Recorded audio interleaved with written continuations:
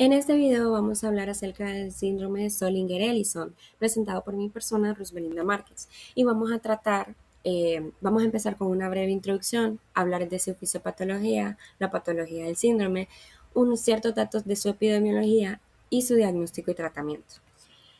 Este síndrome se caracteriza por el desarrollo de una enfermedad por reflujo gastroesofágico y o la formación de úlceras pépticas múltiples. Es decir, se pueden presentar o el uno o el otro o de forma conjunta. Estas úlceras van a ser refractarias y recurrentes en duodeno distal y ayuno proximal y se deben a la hipersecreción ectópica de gastrina por un tumor neuroendocrino, que es el gastrinoma, así se le llama, y que resulta de la hipersecreción de ácido clorhídrico en el estómago. Este síndrome generalmente se presenta de forma esporádica. Y para empezar vamos a hablar sobre su fisiopatología, que es importante para entender este síndrome. Entonces tenemos nuestro centro de atención, que es la célula parietal, la cual va a tener dos ATPasas y va a tener nuestra bomba de protones y va a tener receptores para diferentes células y neurotransmisores, como lo vemos para la acetilcolina, la gastrina y la histamina. Entonces, ¿cuál es lo importante? Habíamos mencionado que este síndrome se va a caracterizar por la hipersecreción de gastrina. Entonces, ¿qué es lo que va a hacer la gastrina? La gastrina es una hormona secretada por las células G que se encuentran en el duodeno, en el páncreas y en el antro del estómago. Y esta hormona lo que hace es que me activa canales de iones de calcio. A su vez, esta gastrina va a ser capaz de estimular las células neuroendocrinas para que secreten histamina. Esta histamina es el principal estímulo de la secreción de ácido clorhídrico mediante la activación del AMP cíclico y ambos, el AMP cíclico junto con el calcio como segundos mensajeros, me van a activar las ATPasas para formar el ácido clorhídrico. Y es importante saber que el papel de las células neuroendocrinas, primero, son un estimulante a largo plazo del ácido clorhídrico y lo pueden hasta duplicar en su cantidad de secreción. Y este puede ser inhibido por la somatostatina. En general, todos estos mecanismos, al final, su objetivo es mantener el equilibrio de la secreción de ácido clorhídrico. Otra función importante de la gastrina también es que tiene un efecto trófico en las células epiteliales gástricas, entonces no solo va a afectar la producción de ácido clorhídrico, sino que también me va a aumentar la masa de las células parietales. Y algo importante es que hay un efecto de retroalimentación negativa por parte de la cantidad que hay de ácido clorhídrico. Si yo tengo más, este va a inhibir la producción de gastrina y si yo tengo menos, se va a estimular. ¿Qué es lo importante? Que en el uso de inhibidores de bomba de protones para este tratamiento, bueno, principalmente se usan para diagnóstico, pero es un poco difícil el esquema de tratamiento porque si yo le doy inhibidores de bomba de protones me disminuye la producción de ácido clorhídrico, pero esto mismo me va a estimular la secreción de gastrina. Y esto es un punto importante, que el problema principal de este síndrome es la hipersecreción de ácido clorhídrico a causa de la gastrina, que secreta el, el tumor.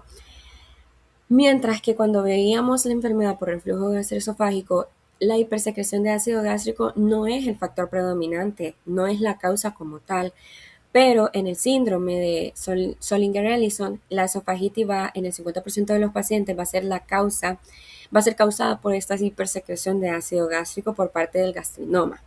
Tenemos una clasificación que puede ser por tumores esporádicos, que suelen ser malignos, y por neoplasias endocrinas múltiples tipo 1, que lo vamos a llamar MEN1. ¿Qué es este MEN1? Vamos a tener tres órganos que actúan: glándulas paratiroideas, el páncreas y la glándula pituitaria. Se va a generar por un trastorno o por deficiencias en la función de genes supresores de, este, de esta neoplasia endocrina y pues va a tener un efecto estimulante de calcio. ¿Y qué nos hace el calcio? Recordábamos en la fisiopatología que este calcio me va a generar la activación de las ATPasas. Entonces va a tener también un efecto en la hipergastrinemia asociada a úlcera. Dentro de los síntomas que tenemos de este MEN1 Los gastrinomas cuando son a causa de estas neoplasias endocrinas van a ser pequeños, múltiples y se van a localizar en la pared duodenal con mayor frecuencia. En los pacientes con gastrinomas es importante la historia clínica. Básicamente se va a hacer por anamnesis y por marcadores séricos, como niveles de calcio, niveles de hormona paratiroidea, prolactina y polipéptido pancreático. En general, los gastrinomas en el síndrome se localizan con mayor frecuencia en el duodeno y secundariamente en el páncreas. Del 60 al 90% de estos se van a localizar en una zona llamada triángulo del gastrinoma, que va a estar delimitada por la vía biliar, el duodeno y el páncreas. Esta es la zona donde generalmente aparecen y han encontrado estudios en los que cuando aparecen a la izquierda de la arteria mesentérica superior suelen ser más malignos. Y también podemos encontrar otras ubicaciones. Bueno, como les mencioné, podría estar dentro del triángulo del gastrinoma, que son generalmente duodenales, tienden a ser más pequeñas, crecen más lento y son menos propensos a metastatizar que las lesiones pancreáticas.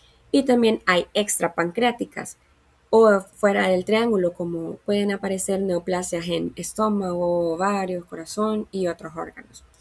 ¿Qué sintomatología vamos a presentar del síndrome de Zollinger-Ellison? Principalmente dolor abdominal en el 90% de los pacientes, úlceras con una localización inusual a las que solemos ver en las úlceras pépticas o en la enfermedad acidopéptica.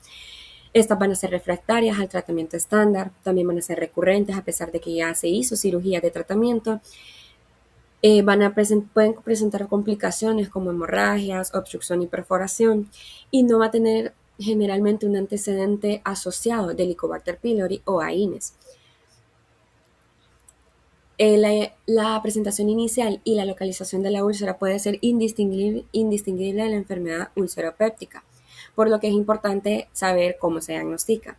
Otro síntoma va a ser la diarrea en más del 70% de los pacientes. ¿Y por qué la diarrea? Bueno, hay diferentes factores como una marcada sobrecarga de volumen en el intestino delgado, activación de enzimas pancreáticas, inactivación de enzimas pancreáticas, daño en la superficie epitelial intestinal. La gastrina puede actuar también como estimulante en los enterocitos y por cosecreción de hormonas adicionales como el péptido intestinal vasoactivo secretado también por los mismos gastrinomas.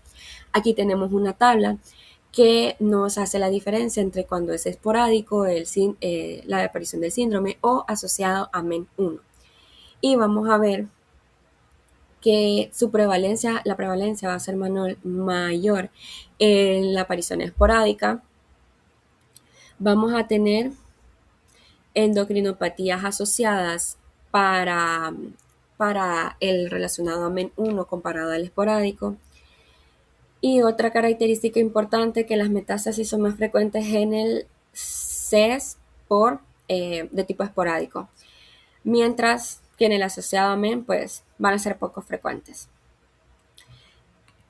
Luego, pues su diagnóstico se hace de 4 a 7 meses después de la aparición de los síntomas, lo que puede ser un factor de riesgo, y la tasa de supervivencia global de 5 años es de 62 al 75% y de 10 años de 47 al 53% respectivamente.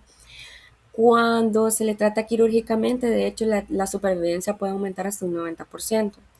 Su diagnóstico, primero, va a requerir de la evidencia de presencia de hipergastrinemia asociada a hipercloridria gástrica. ¿Cómo vamos a comprobar esta gastrinemia? Por una toma de gastrinemia en ayunas que debe estar de 150 a 200 para ser positiva, de 150 a 200 picogramos por mililitro. Si se hacen 2 tomas y salen parámetros normales, se descarta el diagnóstico. Hay que hacer diagnóstico diferencial de hipercloridria y acloridria gástrica con anemia perniciosa y relacionado al uso de AINES. También se puede medir el pH del líquido gástrico mediante una endoscopía o mediante aspiración nasogástrica y cuando es menor a 3 sugiere gastrinoma.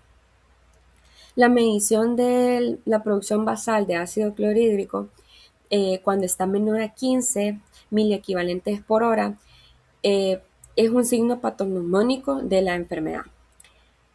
También otro indicador es el radio Baumau, donde se estimula al máximo la producción de ácido y cuando esta relación sea mayor a 0.6 va a ser altamente indicativa de CES. Endoscopía para medir la producción de ácido gástrico. También test de gastrina provocada ayuda a diferenciar las causas de la hipergastrinemia. Puede utilizarse secretina o una infusión de calcio. Otros exámenes de imagen como ultrasonido endoscópico, el uso de somatostatina también, tomografía por emisión de positrones combinada con tomografía computarizada y F-fluorodeoxyglucosa, también de tomografía por emisión de positrones. Dentro del tratamiento en general es para reducir los síntomas y signos del síndrome, es resección curativa de la neoplasia e intentar controlar el crecimiento metastásico. Se usa como elección, son los inhibidores de bomba de protones. Se dan de hecho en dosis más altas de lo que se usan para enfermedad por reflujo gastroesofágico y úlceras pépticas. Aquí tenemos diferentes agentes farmacológicos como omeprazol, lansoprazol, rabeprazol y esomeprazol. Y podemos usar octreotida o lanreotida como terapia complementaria en aquellos pacientes que tengan síntomas pépticos muy difíciles. Y la dosis es aproximadamente de 60 miligramos para los inhibidores de bomba de protones. Eso sería todo por parte del síndrome de Zollinger-Ellison.